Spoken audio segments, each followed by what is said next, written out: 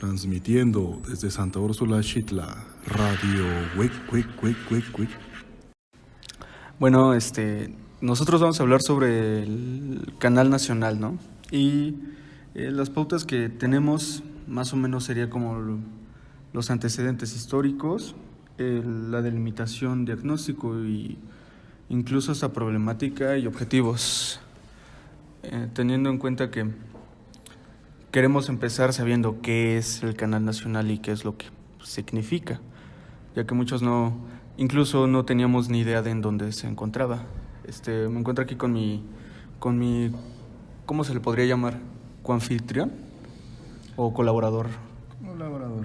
Bueno, Eric Soto, que él va a hablar, nos va a explicar más a fondo qué significa y qué es lo que, digamos, que abarca los antecedentes históricos del canal nacional. Bueno, Luis, muchas gracias. Vamos a hablar sobre la historia. Esta es un cauce artificial, no es natural.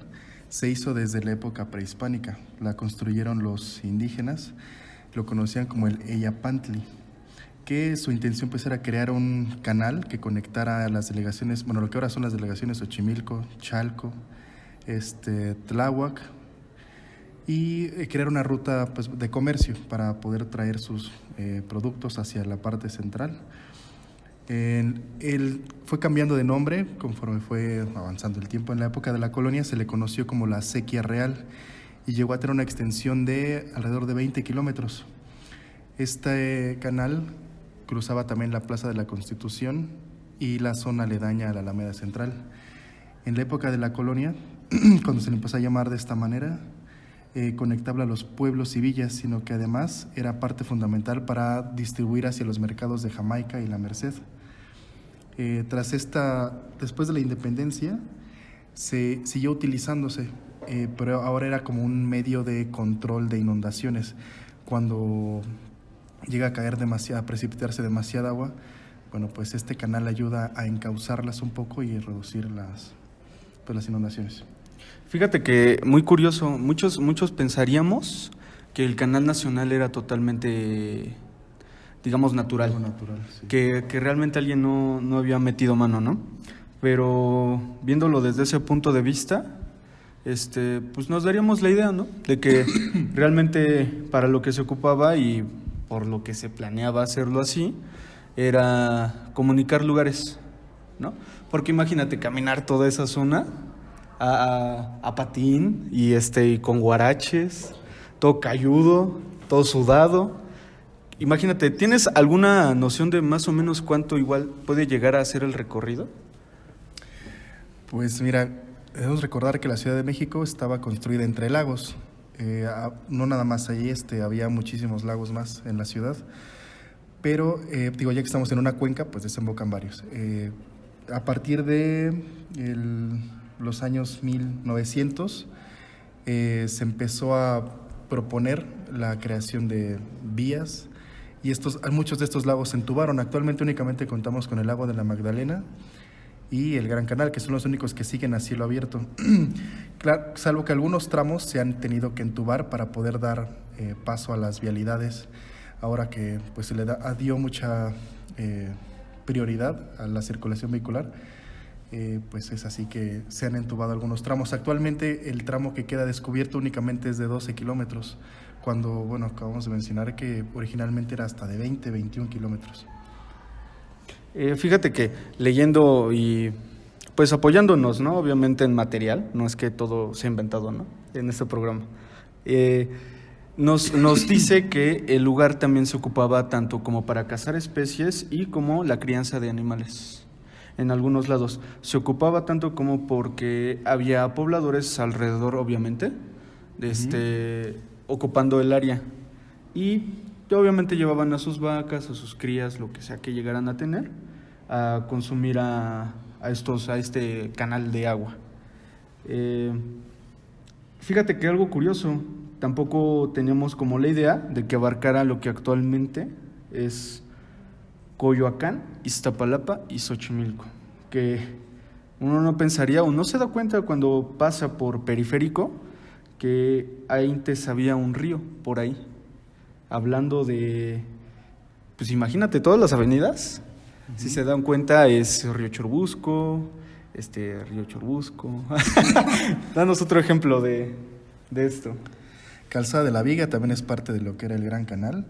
Y sí, como dices, era un lugar donde la gente se reunía, incluso la gente pescaba. Anteriormente las aguas eran limpias, ¿no? Entonces había una gran fauna, era algo totalmente distinto. Pero a partir de estas obras de entubado y de encauzar las aguas negras, pues ya estas partes pues ya no es agua, ya quedó todo entubado, se cerraron, se desembocaron aguas negras, pues ya es imposible, ¿no? Ya no se le puede dar el mismo uso que se le daba antes. Algunas partes que se han cerrado incluso han provocado que esa agua se estanque y se llegue a pudrir. Y esta putrefacción del agua fue lo que provocó que muchas de las especies que ahí teníamos, como los gansos, que por cierto es una de las mascotas de nuestra universidad, de la cual nos sentimos muy orgullosos. Fíjate que siempre ha faltado un tipo, no estaría mal, que en la entrada hubiera un tipo bailando con una botarga de ganso. No sé, llámame loco, pero si la ves de afuera y ves que es Insurgentes, no te imaginarías que aquí hay un lago y que hay mucha área verde, ¿no?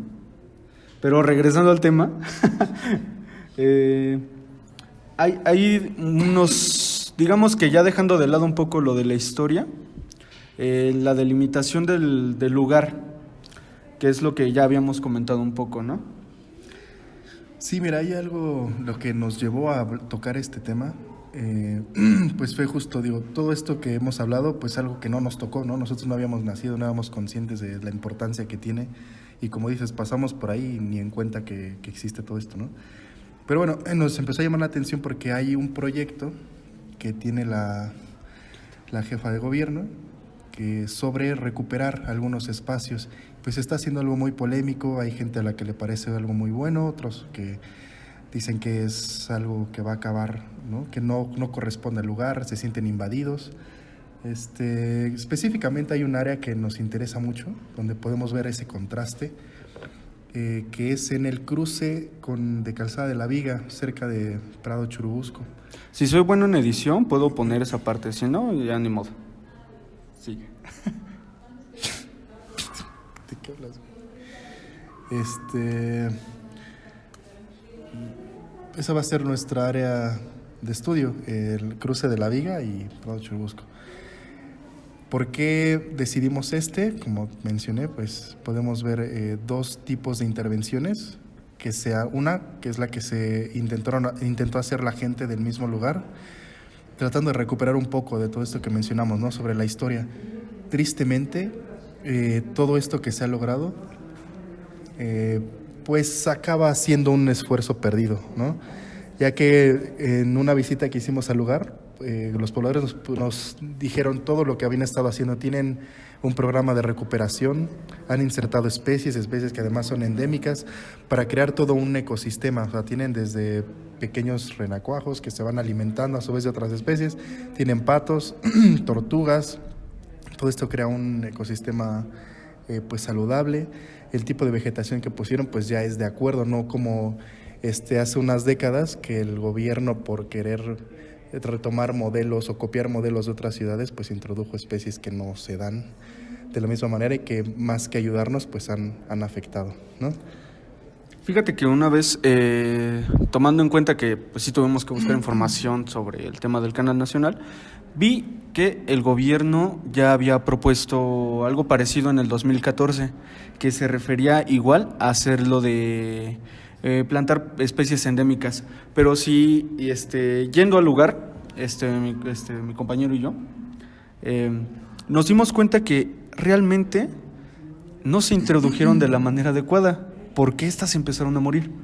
No sé hasta qué punto se llegó a hacer como un catálogo verde en el que se tenía en cuenta o un estimado de qué árboles sí eran de la zona, y teniendo en cuenta del contexto y lo que le importa a los pobladores, que realmente luego ese es el problema, que al final de cuentas ellos tienen que cuidar toda esta área, ¿no? Sí, efectivamente, pues debe haber un proceso, ¿no? O sea, si tú no te identificas con un proyecto, si tú no lo haces parte de ti, pues no lo vas a cuidar, no lo vas a valorar. es algo ajeno, ¿no? Entonces es lo que ha pasado con muchas intervenciones que se han intentado hacer en algunos puntos, que pues, un rato se ven bien, se ven bonitos, pero pues como la gente no lo siente suyo, no lo cuida, pues después de un par de años acaba siendo lugares abandonados, espacios basura, que bueno, es lo que ha estado sucediendo en algunas secciones del Gran Canal. Justo una parte, uno de los lados de esta sección que escogimos, justo refleja esto, ¿no? Es la población alrededor, pues se ha apropiado. Ellos mismos son los que han cuidado el lugar, entonces, pues sí puedes ver mucha vida, mucha integración. Es un espacio donde la gente puede ir a convivir, a compartir, donde realmente se siente un sentido de comunidad.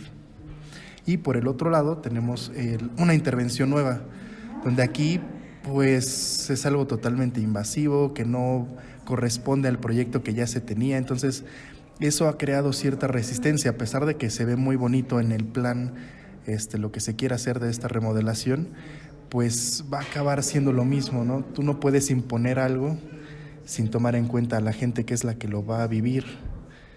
Por eso, bueno, pues nos pareció interesante analizar este programa de recuperación. Retomando un poco lo que me habías dicho de la zona de que vamos a intervenir, bueno, no intervenir, sino restaurar o apoyar, ¿no? De otra manera. Teniendo en cuenta que, y no sé si a ti te pareció curioso, que las mismas personas subdividen esta parte de la viga hacia, ¿qué sería? Como el suroeste. La parte intervenida del pueblo, digámoslo así, dejémoslo así.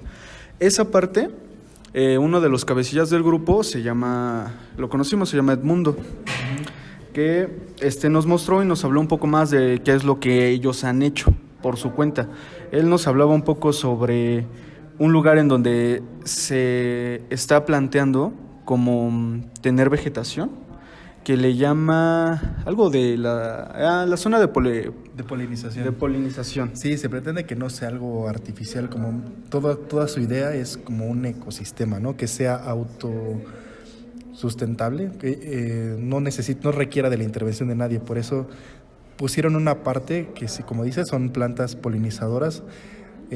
Atraen a algunas especies de insectos que pues van haciendo justamente eso, ¿no? Las atraen, van polinizando y van reproduciendo la misma vegetación, pero todo sin la intervención del hombre, que es lo interesante de aquí. Es como recuperar lo que había antes de que pues el hombre llegara a invadir estos espacios.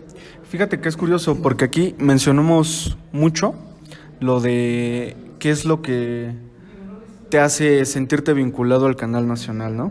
En este caso hablamos de que en la misma sección se divide por grupos de personas, o sea, no solamente es como por decir Edmundo, ¿no? Sino que hay secciones en las que a cada uno, digamos, le pertenece, no digamos que le pertenece, sino que ellos tienen la tarea o la encomienda de cuidar esa parte. ¿Por qué? Porque lo han hecho suyos, ¿no? No es nada de que alguien haya llegado y les haya dicho, mira, esto, pues tú es tu responsabilidad, ¿no? Hablamos mucho de esto, de que también, digamos que específicamente hay problemas entre la comunicación y ¿qué es lo que se quiere lograr?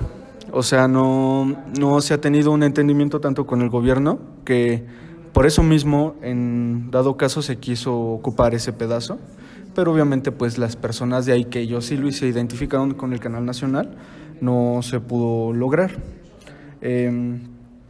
Pues sí, mira, es justo este sentido de pertenencia, como lo hemos mencionado tanto.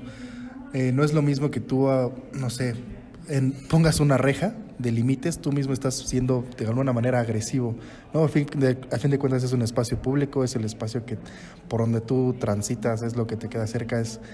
Entonces, algo tan restrictivo, o que te pongan un letrero de no tocar, no acercarse, no, pues de alguna manera te hace sentir como que no es tuyo, ¿no? Como que tú estás invadiendo, cuando es algo que, si en vez de eso tú lo sientes propio, tú mismo lo vas a cuidar.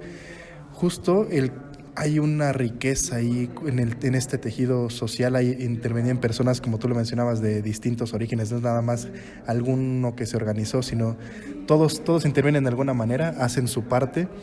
Veíamos unas personas más organizadas, otros como algunos. Nos comentaba Edmundo que hay una parte donde hay muchos jardineros y ellos pues se nota, ¿no? Hay arreglo de ellos que tienen esos conocimientos de la vegetación y pueden pues tienen mejor conocimiento y pues pueden tener mejores, digamos, se nota la intervención que cada quien tiene, no es algo uniforme, no es algo como que se reprodujera o que estuviera hecho en serie, sino que cada espacio tiene su propia vida por las mismas personas que intervinieron en él. Igual estamos hablando del bien común, ¿no? Que es lo que, digamos, que queríamos reflejar un poco, ya que este proyecto, tú dirás, es un problema de diseño, es un problema de algún interés individual, ¿no? Que puede ser, ¿no? No lo sabemos hasta cierto punto, pero a lo que nos aqueja en este momento es más que la gente no se siente vinculada con algo tan antiguo, ¿no? Con algo que, si bien a mal, no hay lugares tan turísticos en la Ciudad de México, para ser honestos. Bueno, específicamente en esta parte del Ciudad Centro o Sur. Tenemos partes muy bonitas, ¿no? Que realmente cuentan la historia de México. O sea, si bien a mal que no sea natural o que sea artificial, todo esto se hizo por una necesidad del pueblo, ¿no? Por querer entendernos en digamos que en los esfuerzos que hizo la ciudad para crecer, ¿no? Hasta cierto punto. También en el lugar, ya hablando específicamente y más actualmente, se tiene como el problema de que la gente del mismo lugar se adjudica ciertas partes. Si en esto que ya hablábamos de que cada quien cuida una parte, el problema es que no se han sentido como uno solo. Este es un problema que, bueno, hasta ahorita, y no tiene mucho que he estado pensando, ¿qué es lo que hace que el proyecto del Canal Nacional no florezca tal cual? Ya que, viendo todos estos problemas, obviamente hemos pensado en algunas soluciones, ¿no? Como si quieres, pues, háblanos de una, ¿no? ¿De alguna posible solución? Sí, ¿por qué no? Pues mira, el problema básicamente es como la privatización del espacio público, ¿no? El hecho de que no haya espacios públicos o de convivencia, entonces no conoces ni siquiera a tu vecino, ¿no? Entonces todo, como que la sociedad ha vuelto muy... se centra en sí misma nada más, ¿no? Y no se preocupa por el bien de los demás, así como este espacio es mío y ya, ¿no? Esto lleva al fenómenos como que la gente aparte crea que la calle es suya, cuando, bueno, su propiedad empieza desde la puerta hacia adentro.